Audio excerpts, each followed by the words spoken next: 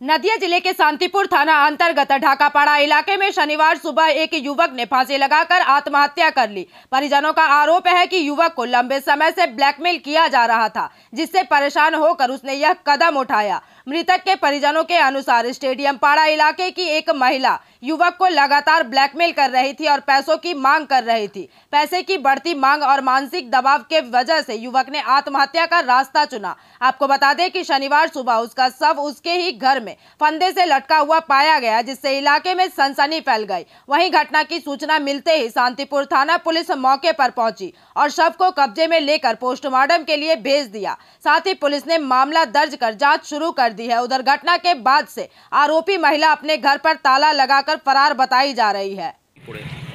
এরকম বলতে কি ওর একটা মহিলার সঙ্গে একটু সম্পর্ক জড়িয়ে পড়েছে, 6 মাস ধরে আমার সঙ্গে অশান্তি ঝগড়া। আমাদের বিবাহিত জীবন খুব ভালোই ছিল, কিন্তু এক মহিলা ঢুকে মানে এক বন্ধুর সূত্রে একটা ঢুকে এখন ওই বন্ধুটা ওই মহিলাটার মেয়ের সাথে প্রেম করে, আর ওই মহিলাটার সাথে আমার বর যোগাযোগ করে কি করে ওদের দুজনের সঙ্গে প্রেম হয়। এটা আমি জেনে ফেলার পরে আমি অনেকবার বলেছি তুমি এরকম কাজ করো না, ও শুনতো না।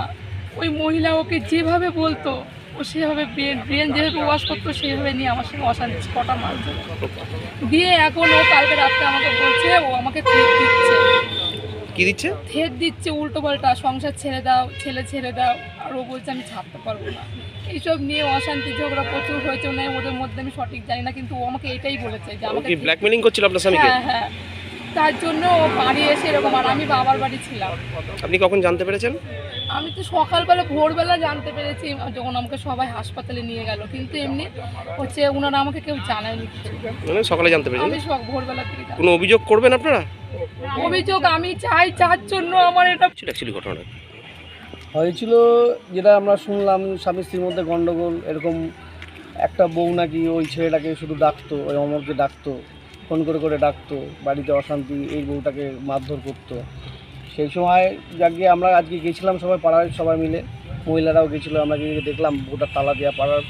ওদের পাড়ার যে লোকজন তারাও খারাপ বলছে যে ওই মহিলাটা এরকম খাওয়া দাওয়া বেশ ভালো করে, জামা কাপড় ভালো পরে, টাকা কোথায় পায় জানে না, এরকম নানান ব্যাপার। কি আজকে গিয়ে আমরা যখন গিয়ে দেখি তালা দেওয়া।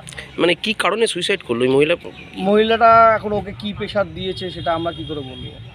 প্রেশার কি করতো ওকে?